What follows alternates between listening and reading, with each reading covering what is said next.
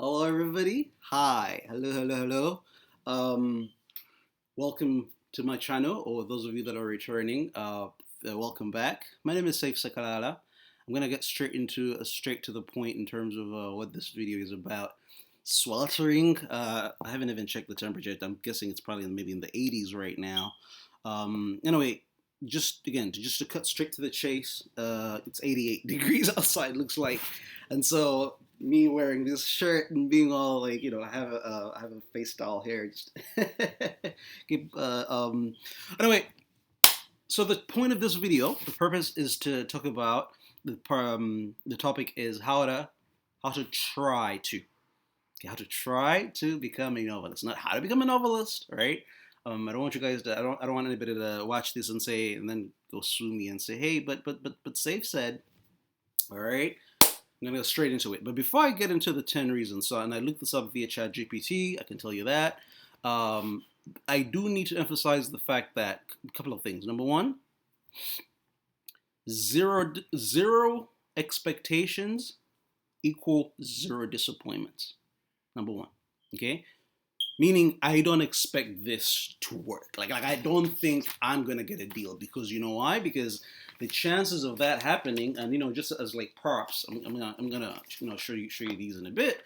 I already showed y'all in video zero, quote unquote, my crazy wall, my wall of the crazy wall where I'm like planning out the timeline and all that, the plot. But look, zero expectations equals zero disappointments. The competition is like to say that the competition is stiff, like so stiff, is the understatement of the century, right? Number one. Number two, there's no such thing as one size fits all for sure, right?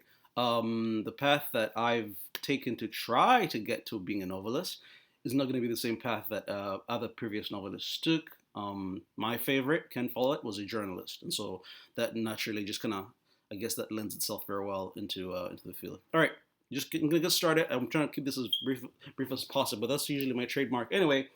But especially with this weather, I just wanna I don't wanna waste any time. I just wanna like finish it and just kind of continue writing first of all, and then just take this shirt off. Is what I'm trying to say, and I'm not being shy about it. All right.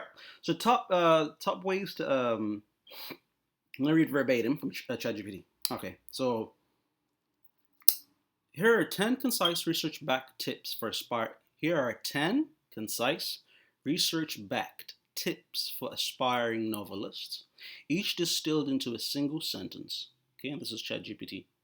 Okay, number one, read widely. Read widely to understand various writing styles and genres. Okay, so just to elaborate very quickly on that. If your favorite is like spy thrillers, which that's me right there, like Ken Follett, Never, right? Or I also like the Ludlum series, the Bourne series. If that's your favorite, don't just stick to that. Go out of your comfort zone. It took me a very long time, but I eventually read Chimamanda Ngozi Adichie's Africana. My sister had told me about it a while back, right? So just try to do that. I even and then in that same vein, I was able to. It was so tough to read, but I got through it. The Power of Now. Okay, so just understand different styles and genres.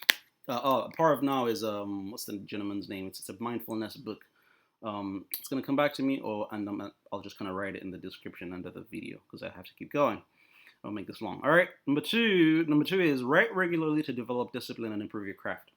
That's it. This right here is kind of like an athlete is not like Usain Bolt, right? Usain Bolt or what's that swimmer? Michael Phelps.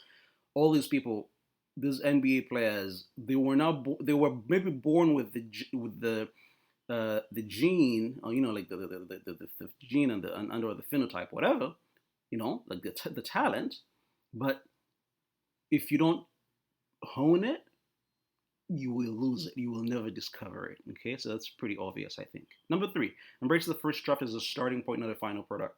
So even if the editors like what I'm writing, whatever, the agents, literary agents and whatnot, I fully expect them to be like, all right, you know what, this is very promising, but I'm just showing you this just as props because I'm not sure which bullet point I'm going to be using them with.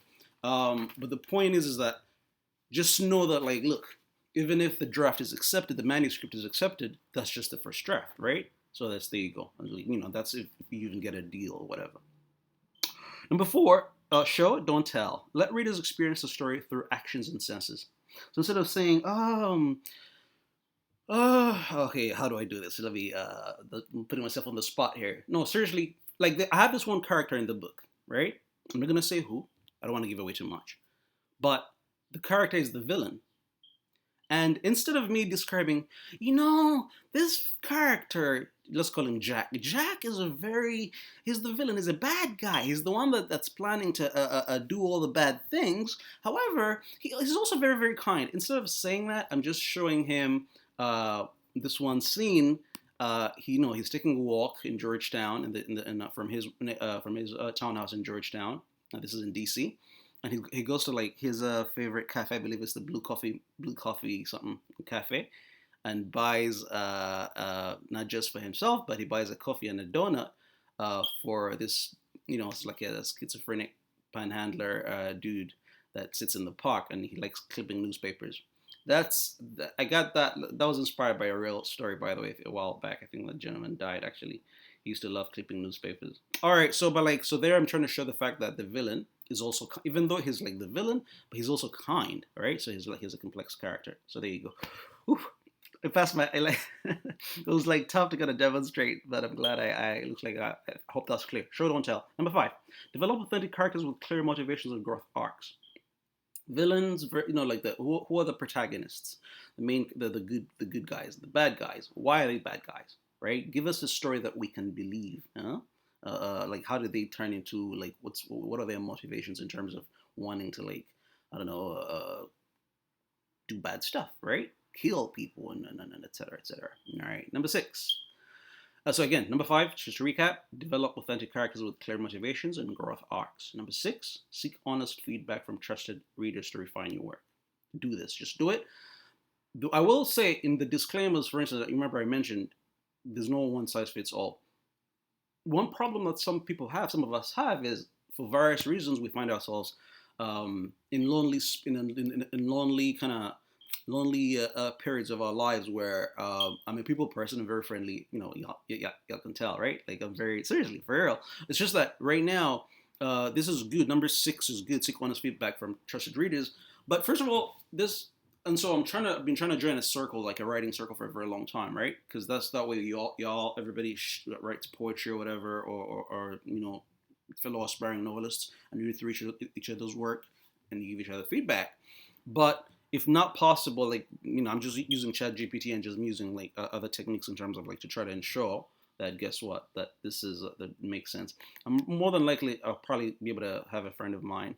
I'm not gonna name them. In fact, I'm thinking of 2 people that I can request to just read through, just maybe 5-ish, just maybe not even an entire chapter, just maybe one. There's already chapters I've posted online, so that kind of thing. All right. Seek honest feedback is number 6. Number 7, maintain consistency in your writing, voice, and narrative perspective.